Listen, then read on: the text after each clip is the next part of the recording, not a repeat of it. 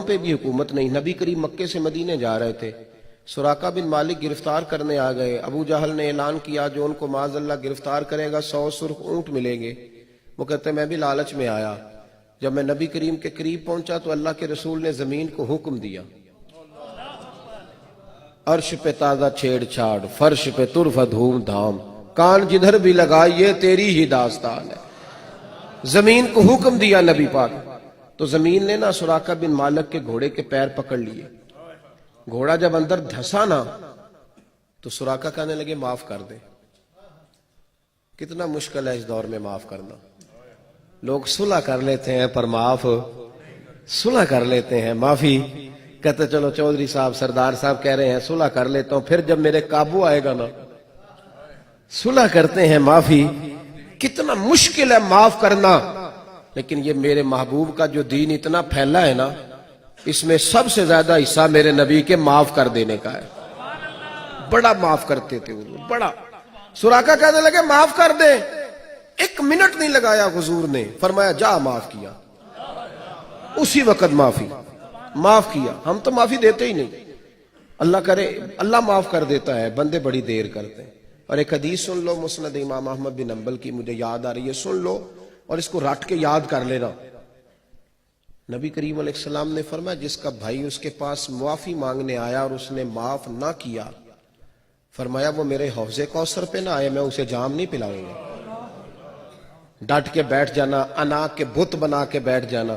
10 دفعہ آئے ہیں بچے منانے کے لیے کہ شادی ہے, چلو چاچا جی چلے, ماموں چلیں, لیکن ڈٹ کے, اگرچہ بت ہیں جماعت کی آستینوں میں, پر مجھے ہے حکم اذان لا الہ الا اللہ. ڈٹے رہنا ہر وقت اپنی انا کو تسکین. اور بھائی انا تو سچی بھی ہو تو صحیح نہیں ہوتی, اور اگر جھوٹی ہو تو بالکل ہی خراب ہے. بس کر دیں, نکلیں اس بات سے. میاں صاحب نے کہا تھا جتن جتن ہر کوئی کھیڈے او کدی ہارن کھیڈ فقیرہ, جتن دا مل کوڈی پیندئی ہارن دا مل ہیرا. کبھی ہارنا بھی تو سیکھنا کہ تو جیتنے کے لیے میدان میں آیا ہوا ہے. سنیں اور یاد رکھیں. نبی کریم علیہ السلام نے معاف کر دیا. سراقہ کہتے ہیں میرے دل میں خیال آیا کہ شاید نا بندہ مانتا ذرا مشکل سے ہے نا, مانتا ہی نہیں. اسے پورا پتہ چل جاتا ہے کہ یہ پیر میری تربیت کر سکتا ہے, لیکن پھر بھی کہتا ہے نہیں تھوڑا سا انتظار کر لو. اس انتظار میں بڑے زمانے بیت جاتے ہیں, پیچھے رہ جاتا ہے.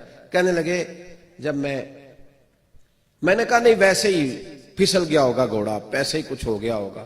میں نے پھر حملہ کرنا چاہا نبی پاک پہ. حضور نے پھر زمین کو حکم دیا, گھوڑا پھر دھسنے لگا. کہتے ہیں جب دھسنے لگا تو میں نے پھر معافی مانگی, اور میرے اندر اب گدگدی تھی کہ دوبارہ معافی نہیں ملے گی, لیکن میں نے معافی کے لفظ ابھی پورے ادا نہیں کیے تھے, مصطفیٰ کریم نے پہلے معاف فرما دیے, ہو گئی معافی. تیسری دفعہ پھر گھوڑا میرا, میں پھر حملہ کرنے لگا, گھوڑا پھر پکڑ لیا زمین نے.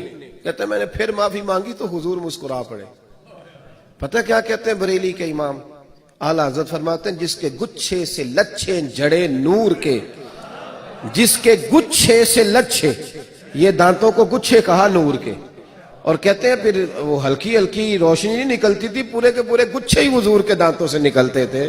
فرمانے لگے جس کے گچھے سے لچھے جڑے نور کے, ان ستاروں کی نزہت پہ لاکھوں سلام, اور ان کی باتوں کی لذت پہ بے حد درود, ان کے خطبے کی ہیبت پہ لاکھوں سلام, اور جس کی تسکین سے روتے ہوئے ہنس پڑے اس تبسم کی عادت پہ لاکھوں سلام. کہتے حضور زیر لب مسکرائے ہلکا سا, میں نے معافی مانگی نا تیسری دفعہ تو مسکرائے, اور فرمانے لگے جا میں نے پھر تجھے معاف کیا.